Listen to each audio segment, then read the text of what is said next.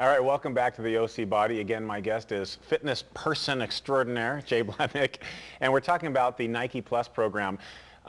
You can actually go online with this thing and, document all of your work that you've done, your run, your walks, but you can also challenge your friends, which is very cool. So explain how that works. Yeah, well, one of the things we wanted to make sure we did was help people track their progress and show improvement. We know that that's a big motivator. The problem with tracking is that no one wants to do it if it's complicated. So what we did with this product is the next time you plug in your iPod to charge it or buy music, it automatically can take you to Nike Plus and it'll download all the runs you did since the last time you charged or bought your music.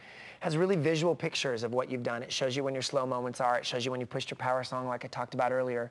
But the best part of it is you can actually see a calendar view of all of the runs you did and kind of get credit for those runs and see whether or not you're doing as much as you thought you're doing. You can compare yourself to what other people are doing across the country. At any given time, you can see who's got the fastest 5K in the world, who's got the fastest 5K in the United States. Wow. You get an opportunity to see what else people are doing, which is really motivating. But my favorite part is you can go to this section of the website called Challenges. And the way it works is, if you have the shoes and the sport kit and the Nike Plus iPod experience, and I do as well, I could send you an email saying, you've been challenged. And I could say, John, I want to challenge you to see which one of the two of us can do the most amount of miles by next Sunday. Loser buys dinner. If you accept, then all of a sudden, I can see your shoes on my computer and you can see my shoes on your computer. Cool is that? Yeah. So what happens is if you're out there running and I wake up one morning and I'm kind of thinking of talking myself out of my run, I'm not feeling so great, I'm kind of getting a late start, and I go online and I see you're 3 miles ahead of me, I get up and I go do my run that I may have talked myself out of because we're in a challenge and I want to make sure I beat you, which is really cool. And all of these services are free. This is just something that you get by being a part of the Nike Plus community. And we're really excited about this. We're seeing track coaches using it with their athletes. We're seeing personal trainers use it with their clients so they can see their clients competing with each other. We're seeing a lot of people doing it for charity races where 10 people are getting in shape for a charity run.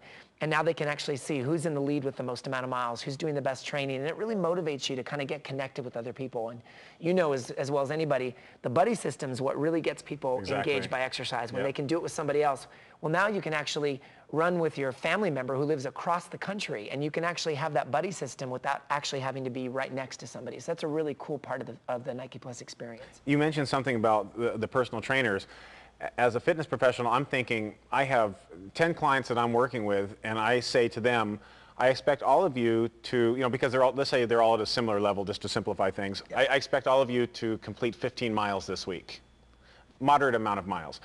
And so this way, I can make sure that they're doing what they should be doing. Exactly. You can check online and see it. And what's even more fun is they can actually see online what other people are doing. And what we've discovered is that even though you'd think, well, we can only put people in competitions with each other that do the same amount of mileage, that are in shape and are doing the same kinds of things. But I'm actually doing an online competition now with a couple of my clients, and they're all different levels. One's an Ironman, one's a recreational runner, one runs now and again but doesn't run as much as he should, but he likes it. And it's funny because they kind of know who's probably going to get the most miles, but they're still engaged to be a part of the, let's collect more miles. Let's see how many miles we can get together. And there's a lot of different challenges. It's not just, let me beat you. You can do a challenge that says, hey, all 5 of us, let's see how fast we can collectively get to 100 miles. So maybe my contribution's a smaller contribution than yours, but I can be a part of a bigger goal. And what we're doing is taking something people like already, running and walking, and just making it more interesting and more fun without a lot of programming, without a lot of complexity.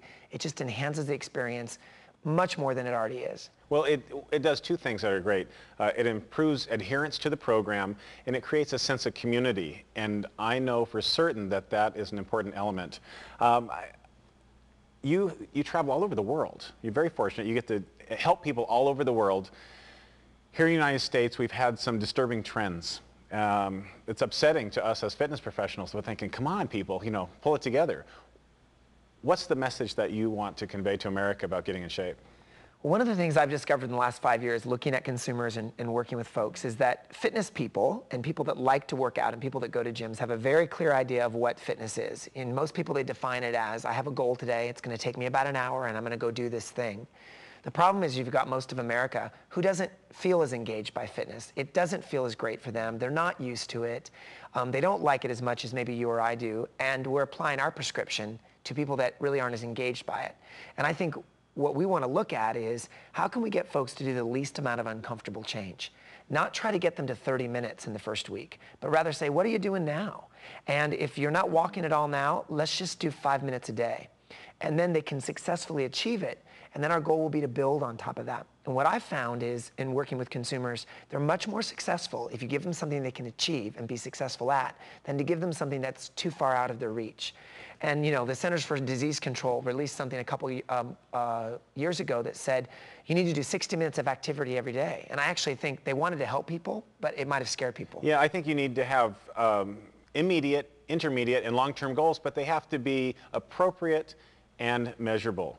So you guys stay with us. We have so much more coming up. Nutrition nuggets, exercise of the day, bodies in the OC, and our closing thoughts. And thank you so much. Stay with us. Go nowhere. We'll be right back.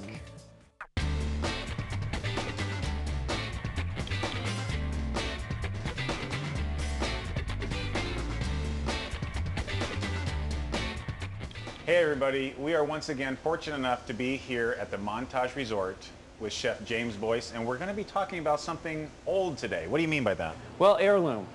An heirloom comes in so many varieties. Here's an heirloom selection of vegetables because it's in my old basket and it hasn't been changed for years. And that's what we talk about when we talk about these beautiful tomatoes. And that's our focal point.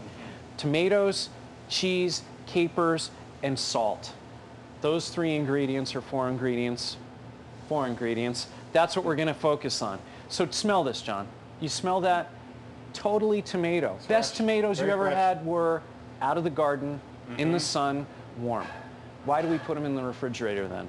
Got to change that. That's one thing we have to change in our country is don't refrigerate tomatoes, make them warm. Interesting. Taste this. Incredible. So what we want Wow. to do is take our tomatoes, just slice them. You know, we don't need to dig out the core. We cut around the core because the best part of the tomato, believe it or not, is this one right underneath it. So why do we take and cut out half of the good part? The best part comes from the plant into the fruit. Okay? So we just take a small amount out of that and just discard it. But what we want to do is lay our tomatoes out, and I hope you can get a look at the inside of these because incredible. And now you've even got Wow. such great flavor. And the only thing that's going to make them taste better is a little bit of salt. Today I brought a little bit of sea salt, and see how coarse it is. And what we want to do is actually just lightly sprinkle it on each piece. That's such a unique texture and color. Smell it. Yeah. It's got a little treat in there. It's a smoked Oh, salt. wow. Yeah. So we're actually smoking our tomatoes. Get that. So what we want to do is just put them onto a plate. You know, you don't need to toss them a lot. Put them on the plate. I brought a little bit of capers. We just toss a few of those on there. Nice and the accent. best part of the meal is the burrata. And this is a flavored, not favored, but it's a favorite of mine. And what it is an Italian cheese that's creamy and adds texture to the tomatoes. So what we're going to do is just take it and just spoon it on there, and you see it's almost like a creamy cottage cheese. And you should try this now, John. And what we want to do is just before you serve it, you just sprinkle a little bit of your best olive oil on there, just a little bit because it adds flavor. And there you have it. 4 ingredients, 4 intense flavors, simple, straightforward. Looks good, and I can't wait to taste it. Perfect. Tomatoes, smell them, feel them, use them, simple. If you don't have the burrata, switch the cheese. You have lots of choices, but don't over season it and don't overuse it, and you have a great dish. Thank you.